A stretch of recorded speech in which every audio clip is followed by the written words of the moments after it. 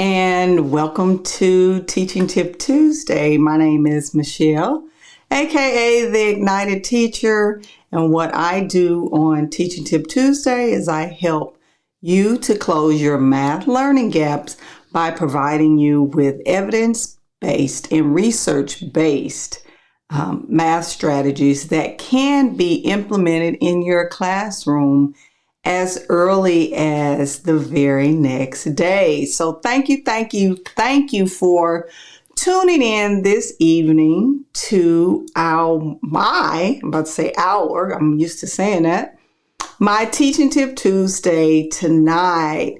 So if you are new here, or if you have not been tuning in lately and you have forgotten how to access my Teaching Tip Tuesday videos if you missed the live stream.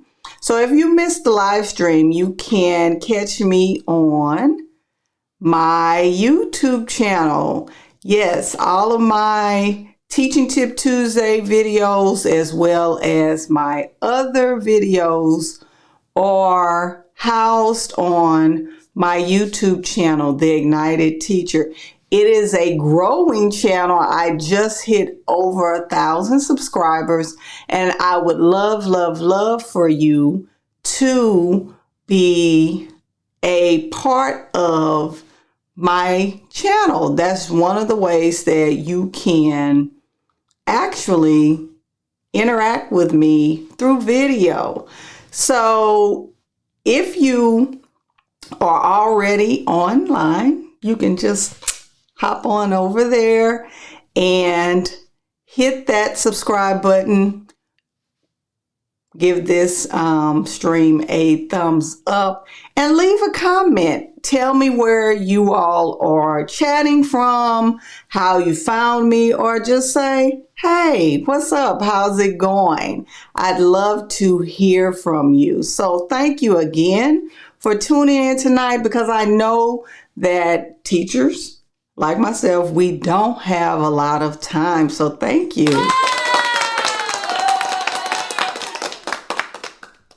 So tonight's episode is one of the episodes that I plan for each month.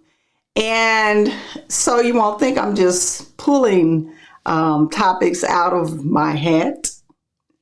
I plan every month, depending on what's going on in education, especially in my classroom, and share tips of how to overcome certain misconceptions and things like that. So this month's upcoming episodes we're doing measurement today. Next week will be equations, and the last one will be area and perimeter. So I do it based on weeks, because every week I host the Teaching Tip Tuesday.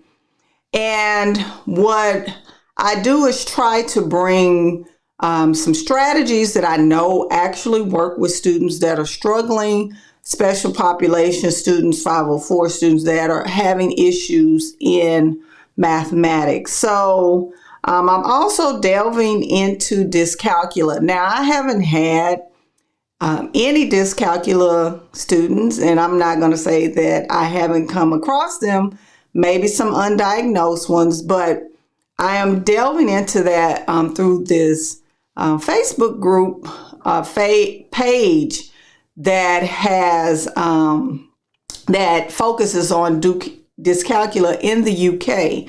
So it's very interesting. So I'll be delving more into that, because it's some work that, needs to be shed light on.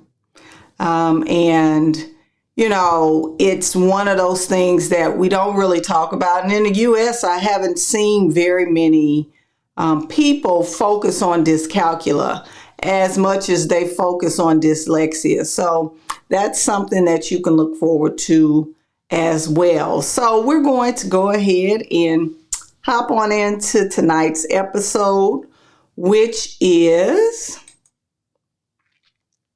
using T-charts for metric conversions. And you're probably saying, well, why are you putting this up here? Well, I'm putting it up here because T-charts are a way to organize information. It is information that, especially for patterns, and I use them in my Algebra 1 class to introduce process tables with students, even with quadratics. They are a great way to put information into a table, organize it so that they can see patterns. Now, the metric system also sees patterns, and also with customary capacity units, which I'm going to touch on, and I'm going to show you how the metric system can be used as well. If you're using T-charts, I use them in division to help with multiplication because it does have the patterns. So if your students are familiar with T-charts, you've introduced them, it's an easy way for you to apply T-charts to other concepts. They're versatile and it doesn't take much. So especially this helps with Algebra 1 and the algebraic reasoning strand of mathematics, because the kids get to see patterns in a linear and horizontal way. You can read the table both ways. So, it's a good tool to help students with this concept. But in a blog post, I wrote this years ago. This student, she is out of high school now. She should be. And I was talking about here how I was using division T-charts to solve division problems. And the title of this is using division houses and T-charts to teach division. And it really helped my students with organizing their work. And as you can see on this side, where she circled those multiplication facts and put them inside of the division algorithm. So it really was a really good understanding to help the students with division. And that's one way I want to show you on my blog how you can use T-charts and make them versatile. So we're going to take T-charts from division, and today we're going to apply them to our metric system. Real simple, easy peasy, really easy concept, especially for teachers that are introducing the metric system and customary units of capacity. So let me go ahead and move on over to my whiteboard. Now I'm going to start off with really easy concept with quarts and gallons, and then I'm going to move it to the metric system. Now, for some reason, don't know, students struggle with units of 10. And the customary system is real simple. So we have here 1 gallon equals 4 quarts. So when you teach 6th grade, really this is a good way to start off with ratios. So when we have one gallon, it's a 1-to-4 ratio. And that's, like I said, T-charts are great for patterns. If I have 2 gallons, then I have 8. If I have 3 gallons, I have 12 quarts. And then if I have 4 gallons, I have 16 quarts. So starting off really simple, basic quarts to gallon, because this is an easy concept. Kids know gallons, and for the most part, by the time they get to 4th grade, they know quarts. Now, moving on to something a little bit difficult. So we talk about centimeters to meters. Now, a lot of teachers talk about, using this hecto, kilo, and the hecto. Let me see if I can remember it, because I used to teach it a long time ago, but no longer when I found this. So then we have the unit here. That's the unit. So we have hecto, kilo, and I can't remember the rest of it. I wish I could, but I can't. But so deci, centi, milli. I do remember that, but for some reason I can't remember the left side. But this is our unit, and the unit changes based on what we're dealing with. So let me change this to make it more simple.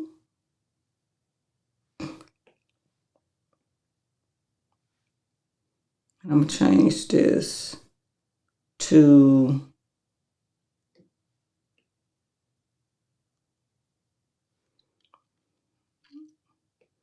this is going to be kilo to make it real simple. And then we're going to talk about meter. So if we have 1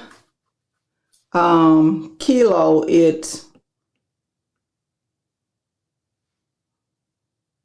I'm putting that on the wrong side. 1 kilo, we have 1,000 meters. So as you can see, it's the same concept. So I go here, I have 2 kilometers, I have 2,000 meters. And a lot of students struggle with this, and you can do this with decimals, probably even with, I've never tried it with fractions, but if you have 3, you have, put an S right there, 3,000 meters. So if you're introducing this, this is a great way to introduce students to convergence so that they can see the patterns. That base 10 runs through all of our actual concepts, because especially in the metric system, if you're teaching science, this can be done as well, because some teachers teach math and science. So you can change this to grams. So say, for instance, your students don't get it. They think that is something different. That's one of the things I like about the metric system, is that the conversions don't change, because a kilo is a kilo. And you can also talk about how meters are smaller than your kilometer, because 1 kilometer equals 1,000 meters, because your meters, when I was talking about this, are here at the base. And I guess a lot of, that's horrible, a lot of science teachers like this, because it talks about how you're going from here. These are your larger units, and these are smaller, which coincides coincidentally with your actual place value model. So I guess if you're going back and connecting this, if you're in the upper grade levels, you could go back and connect that with, I know in 6th grade they do it. You can connect that to the place value chart. But this is an effective way to introduce that metric system. If you go back here, start real simple, quarts and gallons. Connect the new to the known. Whatever, I always start with whatever my students know, I start with that, and then introduce this, because this is going to be a whole thing because it's different. You know, a lot of countries use the metric system only. We're probably, I guess, one of the only countries that don't rely on the metric system, and it's a whole thing and a whole mess, if you want to be quite honest. So that's that strategy, and hopefully this is something that you can take back to your classroom. If you have a misconception for test prep, it's something that is real simple that you can use in your classroom right away. So let's go ahead and recap. Now, the first tip that I gave you is that you can take T-charts and use them for anything. You can start out with division. If you're a fourth grade teacher and you all have to teach things with patterns, go ahead and pull out the T-chart. You can also do this in third grade. T-charts are great for patterns. They're great to organize, great for organizing your concepts that have patterns, multiplication, division, especially with equations if you're in secondary. And secondly, use it for the metric system and your customary system. Your customary system, the kids generally get that. That metric system, not so much, because a lot of the students really, especially in the younger elementary grades, which are fourth and fifth grade, they get confused with metric. And what you can do, I forgot to add this, you may want to, as you're introducing it, use a double bubble map or a Venn diagram to differentiate and give the kids the differences between the metric system and the customary system, because to them, it just all runs together. And the last tip is to have conversations around this. You can talk about how I put the chart. Couldn't quite remember the chart. Put the chart on, at the bottom if you're using this for intervention, and connect it so the students can see how it's similar to the place value chart, in that it's connected to units of 10. And hopefully that will, take away and address some of those misconceptions. So that is all I have for this episode of Teaching Tip Tuesday. I hope that these tips are something that you can use in your classroom to help you address misconceptions with your students and the metric system. So don't forget that next week I'll be talking about equation and models. If you are any teacher, I'm going to connect equation models at the secondary level to what I used to do in elementary. So if you're going to tune in, don't forget to subscribe to my YouTube channel and hit the bell notification button so that you're notified when I go live with that episode of Teaching Tip Tuesday. So without further ado, that is all I have, and I will see you all on the next episode of Teaching Tip Tuesday.